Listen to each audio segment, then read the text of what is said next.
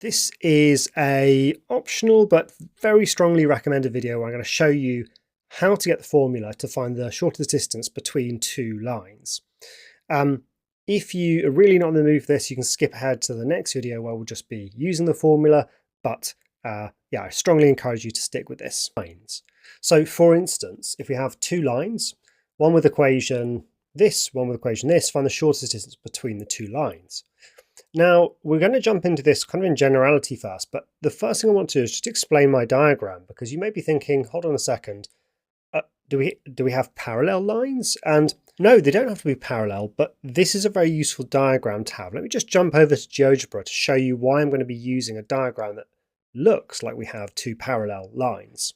So here in GeoGebra, I've got two lines here, these two black lines, and they're clearly not parallel. But you'll notice that if I sort of peer down from them from a certain direction, they look like they're parallel. And the reason why that's really useful is that's basically the way I should be looking to find the shortest distance. Essentially, this distance that we measure when we look at it like this, that's going to be the shortest distance. Now, where that exactly happens depends on a lot of aspects of the three-dimensional lines that we've got. You can see that although they are not parallel lines by any stretch of the imagination, well, they're just not, we can look at them in this way, and that's going to make our diagrams a little bit easier. Now, the actual shortest distance will be, there'll just be a unique point on this line and a unique point on this line where that shortest point actually happens.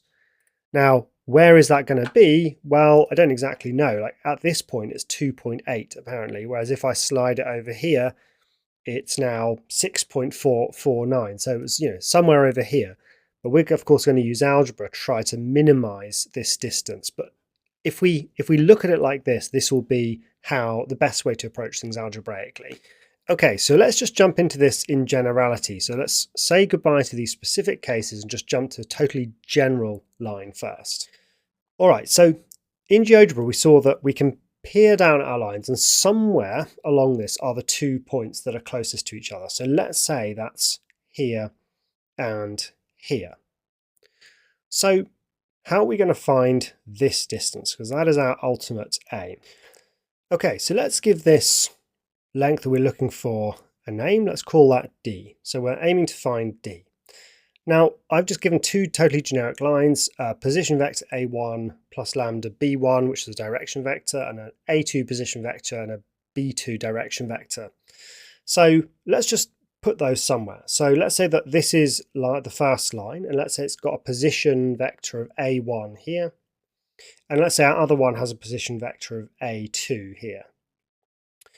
So the way we're going to approach this is by starting with a connection between these two. Now, if I was to put a line up here like that and put an angle here, I can say that the dotted line I've drawn here, which is supposed to match the D here, is this vector here, let's call that V, cos of that angle. And that's going to be the same as D. There's a little bit to unpack here. So V cos theta. I need to be a bit more precise. First thing is, it's not just V, it's the modulus of V cos theta.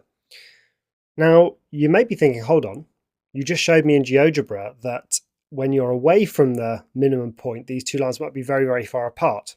And that's true. What saves us here is that the dot product, which we're going to come on to in a moment, kind of projects these things onto a 2D plane. Don't want to get into that too much, but the intuition is if these lines are actually swung quite far apart at that point, all that's really going to achieve is to increase that value of cos theta in exactly the right way to cancel out with the increased distance there, and it still gives us the same result. You could even just imagine that this is just a projection. But for now, yeah, this dotted line here is the same as D. Now that looks very much like, well, it looks a little bit like a dot product, and we're going to go down that route. Because what would the dot product of V and D actually be? The dot product of V and D, V dot D, is the modulus of v times the modulus of d times cos theta. Now, why is that useful? Well, it's useful because I can do a little rearrangement here and I can come up with an expression for cos theta. Cos theta is v dot d divided by modulus of v times modulus of d. Now let me just outline our plan here. We are going to try to find an alternative way of describing cos theta by replacing bits in here with other things, and ultimately we're going to sub that back into here, and we're going to be able to find a nice, neat formula for d.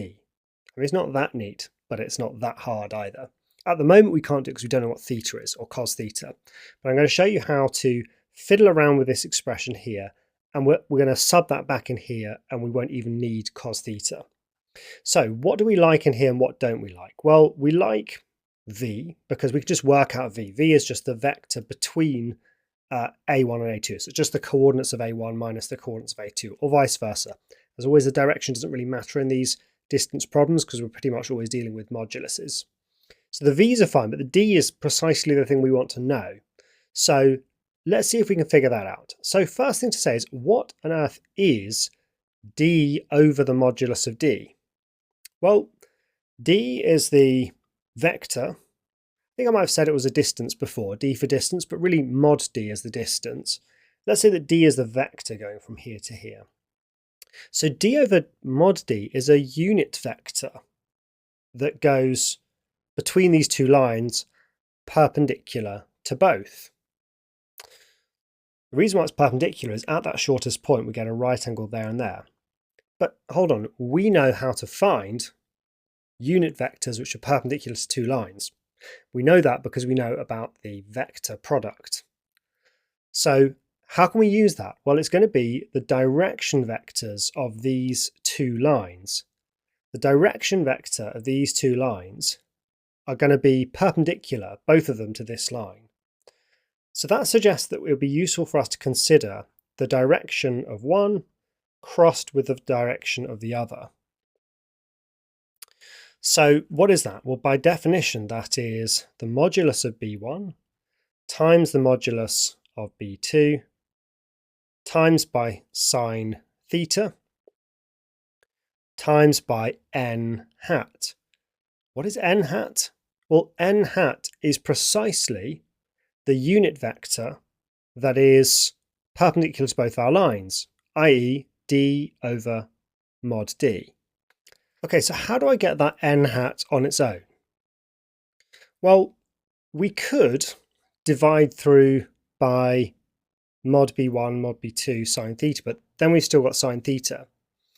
What we can do is even sneakier, and we can consider what is the modulus of b1 cross with b2. Well, the modulus of b1 cross with b2 is just mod b1, mod b2, sine theta, right? That's the length of the vector and that's the direction. So what I can do is I can take b1 cross with b2, which is this, and divide it by the modulus of b1 cross with b2, which is this. And that will give me n hat. So all of that gives me that this n hat is b1 cross with b2 divided by the modulus of b1 cross with b2. And this was the thing that we agreed was the same as d over modulus of d. So I can go back to this here and I can replace d over mod d with this. That gives me a new expression for cos theta. It tells me that cos theta is v dotted with b1 crossed b2 all over modulus of v times the modulus of b1 crossed with b2. And finally, I can sub that in here to say that this vector here, or rather, I started off with an error, didn't I? The length of d is this expression for cos theta multiplied by the modulus of v, which just cancels here, all of which gives me v dotted with b1 crossed b2 all over the modulus of B1 crossed with B2. And V was just the vector connecting these 2 points here. So in summary, what we have is A1 minus A2, that's the vector between the two position vectors, dotted with B1 cross B2, all over the modulus of B1 cross B2. Okay, are we done? Not quite. Sorry, there's one tiny little thing we need to do. Can you spot what it is? There's just one tiny issue, and that's that this that we've got here might give us a negative number. And that is very easily solved by just putting in a big modulus over the whole thing. Okay, that is quite an intense derivation. Well done for sticking with me if you did. There is a relatively easy way to remember that, and that's that the length here is basically just this cos that, i.e. V dotted with that, and the thing that we wanted to dot with should just be a unit vector in that direction. That unit vector is just this clever B1 cross B2 over mod B1 cross B2. That's just a useful thing to remember. If you want a unit vector that is perpendicular to two vectors, it is just that. Cross the two vectors and divide by the modulus of the cross product, and we do get that unit vector. Okay, there's the derivation done, and in the next video we are going to put it into practice. So well done for sticking with me if indeed you did. See you in the next video.